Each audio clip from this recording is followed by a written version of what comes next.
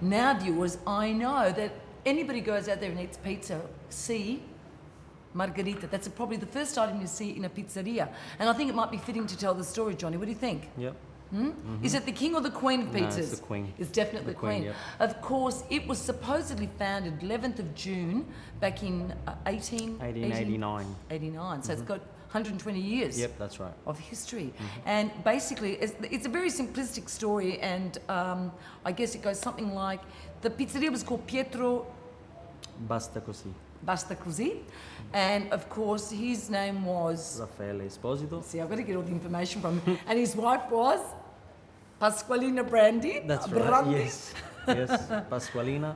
And that's my dad's name, Pasquale. Really? Yeah, Pasqualina. Yeah, that's quite a common name with the Italians, isn't it? It is. And basically the story goes that at the time, the king and queen that were from Torino, Turin, for the viewers at home, had actually come down for their summer holidays down in Napoli, because of course it really was the land of the king, so as to speak.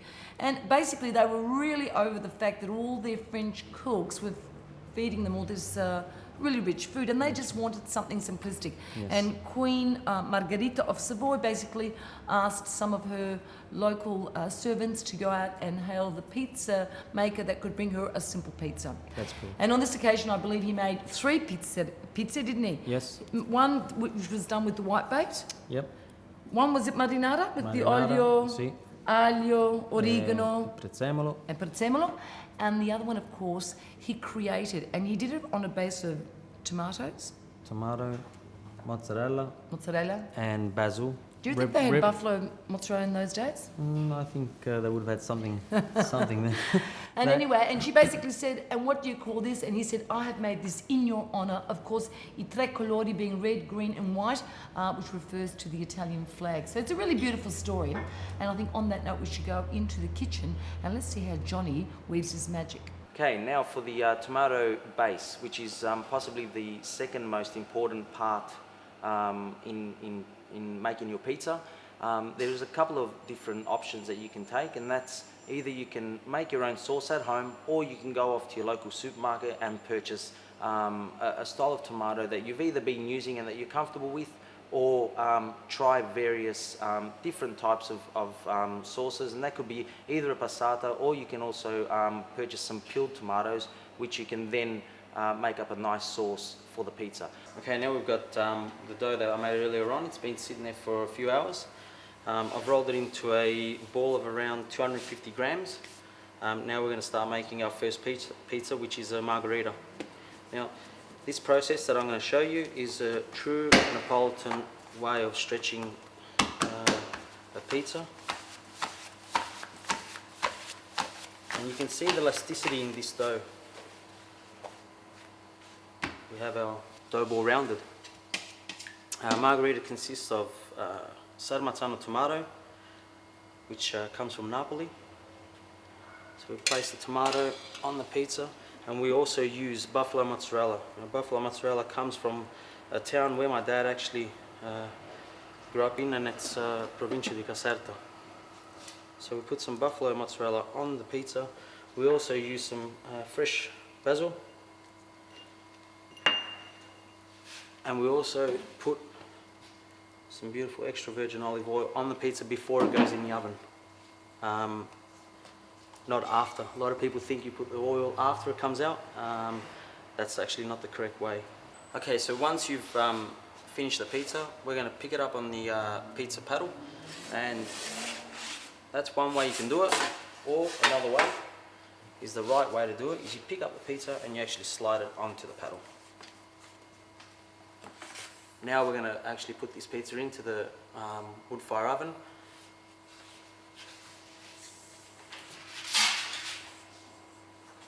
Now, as the pizza is cooking, it should take no longer than 1.5 minutes, about 90 seconds, and it cooks at the temperature of 400 degrees. And there's your Neapolitan style pizza.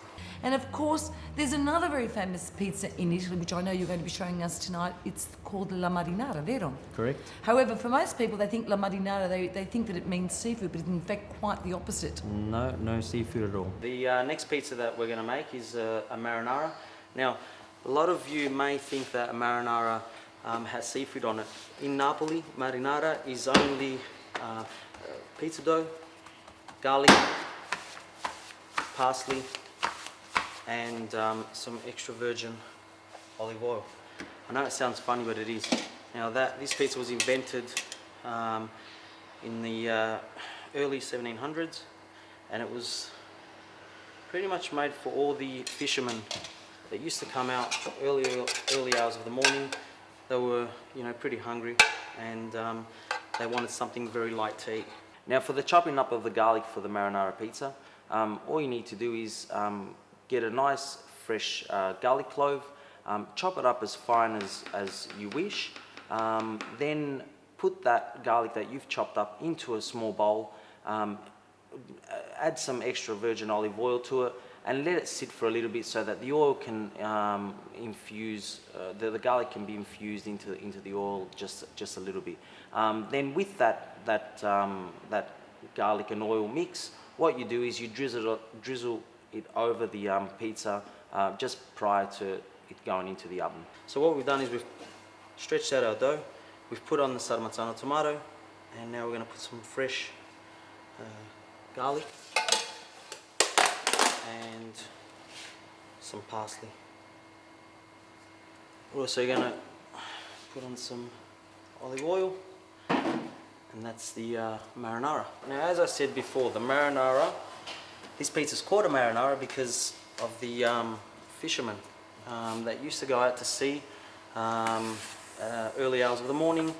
They would finish, around 3-4 o'clock, and they wanted something quite light to eat. So the pizza makers in Napoli, they made this pizza for them because it's very light, very tasty, but not too filling for them, to go off and have their day rest.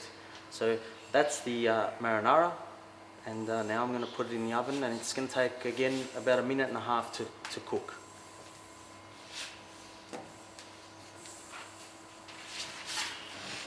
And here we have our marinara pizza. As I said before, a lot of people in Australia actually do think that marinara does come with seafood on it, although in Napoli this is the true marinara pizza. Well, there you go, viewers. I hope you've learnt something. Marinara, no seafood in sight. And I guess on that note, when we come back, you're going to show us another funky pizza, yep? Yep, one for all the vegetarians out there. Yes, that's me.